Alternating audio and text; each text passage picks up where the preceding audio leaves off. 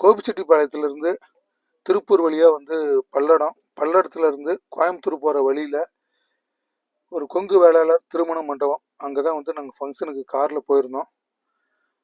இந்த கொங்கு வேளாளர் திருமண மண்டபத்தில் வந்து கேட்ரிங் சர்வீஸ் வந்து பார்த்தீங்கன்னா பூரணி குரூப்ஸ்னு சொல்லிட்டு நம்ம ஊர் சைடுக்காரங்க, கள்ளிப்பட்டிக்காரங்க தான் இன்னைக்கு கேட்ரிங் தலைமையில் தான் வந்து அங்கே இந்த விருந்தெல்லாம் ஏற்பாடு நடந்துகிட்டு இருந்தது.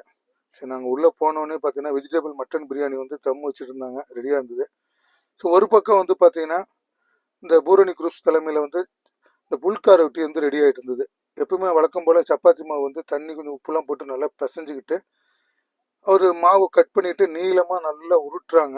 நல்லா நீளமாக வந்து உருட்டுனதுக்கப்புறம் சின்ன சின்ன பீஸாக கட் பண்ணிட்டு அதுக்கப்புறம் அந்த மாவு லேசாக கொஞ்சம் அப்ளை பண்ணி நல்லா வட்டமாக வந்து தேய்ச்சிக்கிறாங்க. தேய்ச்ச சப்பாத்தியை வந்து சூடான தோசைக்கல்லில் ரொம்ப நேரம் வேக விடக்கூடாது, லேசாக சும்மா ஒரு நிமிஷம் சுட்டு எடுத்துட்டு திருப்பி எரியிற அடுப்பில் வந்து அப்படியே சுடுறாங்க. நல்லா புஷ்ஷுன்னு அப்படியே வருது. இது வந்து ஏன்னா நம்ம சர்வ் பண்ணுறதுக்கு நேரம் ஆகுங்கிறனால இவங்க வந்து பார்த்தீங்கன்னா அலுமினியம் ஃபாயில் பேப்பரில் வந்து வெண்ணெய் தடவி வைக்கிறாங்க. அப்போ தான் வந்து அந்த சப்பாத்தி வந்து ஸ்மூத்தாக இருக்கும். அப்படி தான் வந்து பார்த்தீங்கன்னா புல்கா ரொட்டி வந்து இந்த பூரணி குரூப்ஸ் தலைமையில் கேட்டரிங் தலைமையில் வந்து புல்கா ரொட்டி ஒரு 30 சப்பாத்தியாக வச்சு இந்த அலுமினியம் ஃபாயில் பேப்பரை வந்து கட்டுறாங்க. ஏன்னா ஃபங்க்ஷன் நடக்கிறதுக்கு வந்து இன்னும் 1 மணி நேரம் ஆகும், சூடாக இருக்கணும் இல்லையா. அப்படி தான் வந்து இந்த தோசைக்கல்ல லேசாக சூடு பண்ணி அடுப்பில் சுடுறாங்க. புல்கா ரொட்டி வந்து இப்படி தான் நம்ம வந்து கல்யாண மண்டபத்தில் செய்கிறாங்க.